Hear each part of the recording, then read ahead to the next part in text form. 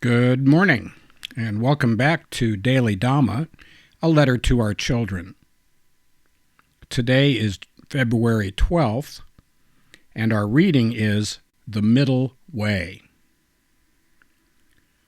The middle way is the path between the 8 worldly Dhammas. It's a giant slalom between praise and blame, gain and loss, good news and bad news, things going well and things going poorly. We're advised to stick to the middle and avoid anything ending in ST, best, worst, first, last, most, least, richest, poorest, etc. We need at least a modicum of motivation to practice meditation, or we would not do it. But if we desire it too much, we run the risk of craving. The Buddha taught us to avoid extremes and chart our course down the middle of the stream between the way of slackness and the way of tension.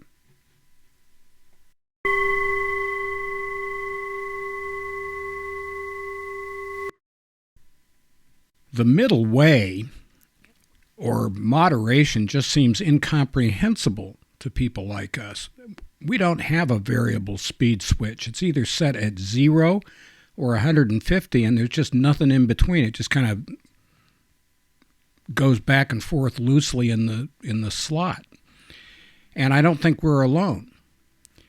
Especially in modern times, we seem to be driven by the need to be on top of absolutely everything. We've got to have the right podcasts, and we got to watch the right news station, and we got to read the right books, and we got to have the right opinions about everything, and it makes a person crazy trying to track all that stuff down.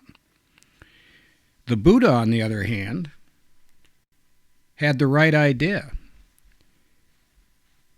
Once we're in the middle of the stream, the Buddha said, and we stay away from the banks, that stream is going to carry us all the way to the sea.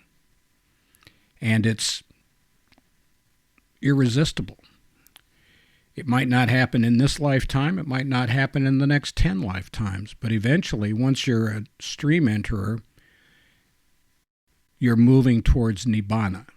In Sanskrit, that's nirvana. We can look at it as Goldilocks spirituality. We want to avoid getting too hot or too cold.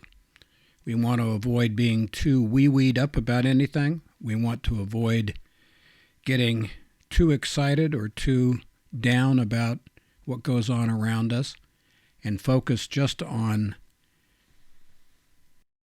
calming our mind and taming our heart. And as long as we do that, things are going to be okay. As we have mentioned before and will again,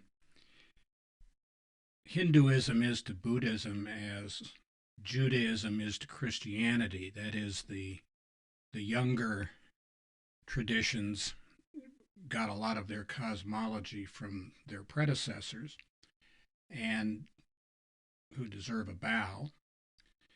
And this is part of the same deal here. The Krishna, when he in the Bhagavad Gita told Arjuna that there were 3 gunas, sattva, rajas, and tamas, and that these were important. Of these, sattva is equanimity and peace and kumbaya. Rajas is passion and activity. And tamas is depression and doubt and fear. We need to avoid the tamas and the rajas. So, as we say, happy trails to you until we meet again.